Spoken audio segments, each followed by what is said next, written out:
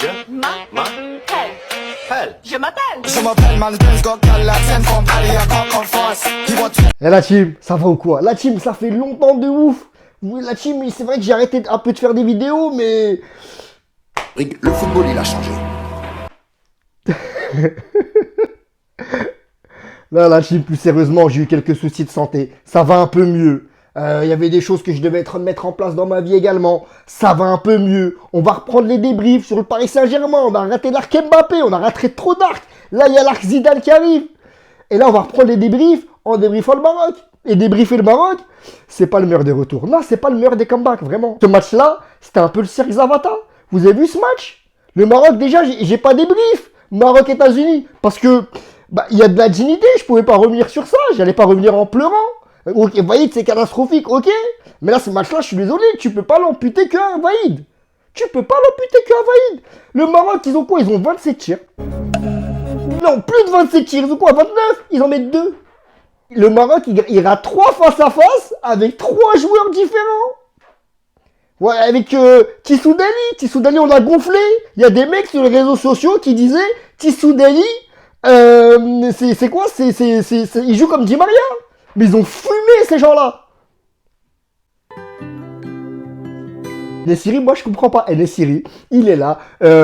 Ils font des TikTok sur lui. Séville, c'est un joueur incroyable. Et regardez.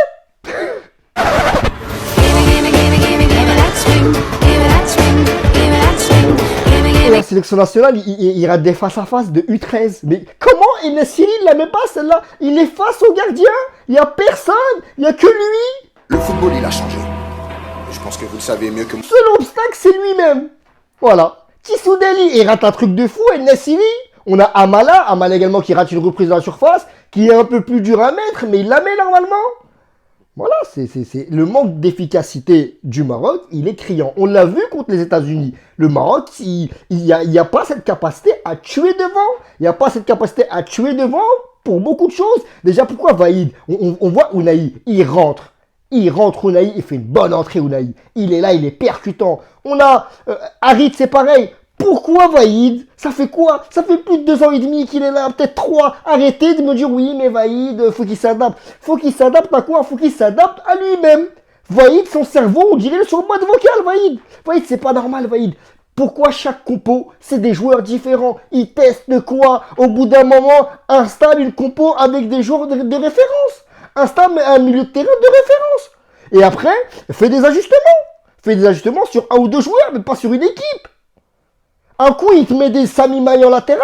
Un coup, il te remet un 4-4-2, un 4-3, un 3-5-2. Mais installe un chip d'équipe qui peut marcher et après, compose autour. Comme une salade. Tu mets la feuille de salade, les tomates, les œufs et après, tu composes. Tu rajoutes du maïs, tu rajoutes des olives. C'est de la fantaisie après, tu vois. Mais il faut une base solide. Et puis moi je suis désolé, Vaïd, on l'a connu homme fort, Vaïd, qui est venu au Maroc, qui dit qu'il veut gagner avec du style, hein?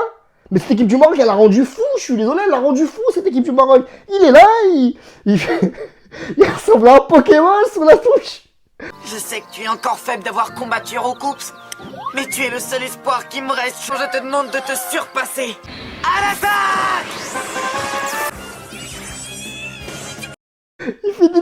Il fait l'avion, il imite des aigles, mais c'est n'importe quoi, son cerveau il a craqué, Vaïd aussi, libérez-le, Vaïd, libérez-le, ne le virez pas, libérez-le, parce que je pense que il arrivait à bout avec cette équipe du Maroc, il arrivait à bout, il sait plus quoi faire, libérez-le. C'est comme Dobby dans Harry Potter, donnez-lui une chaussette, donnez à Vaïd une chaussette, libérez-le, parce qu'il est pas bien dans cette équipe. Et puis quand même, on a un fait de jeu, à moi qui m'a fait sortir de mon match. Parce que le match, il était tellement terrible à regarder qu'au final, il est terrible à regarder. Donc, tu regardes un peu les alentours pour rester un peu réveillé. Et moi, il y a un joueur qui s'appelle Fajan. Mais Fajan, moi, il est trop marrant. Fajan, il est sur la touche. Et il n'est pas remplaçant. On ne sait pas s'il est joueur. On ne sait pas s'il est coach adjoint. Mais il envoie des consignes. Mais ces consignes, ils sont incompréhensibles. On dirait des jutsu dans Naruto. Il est là, Regardez. L'équipe du Maroc, franchement, là, franchement, c'est compliqué. Franchement, tu fais 2-1 contre l'Afrique du Sud.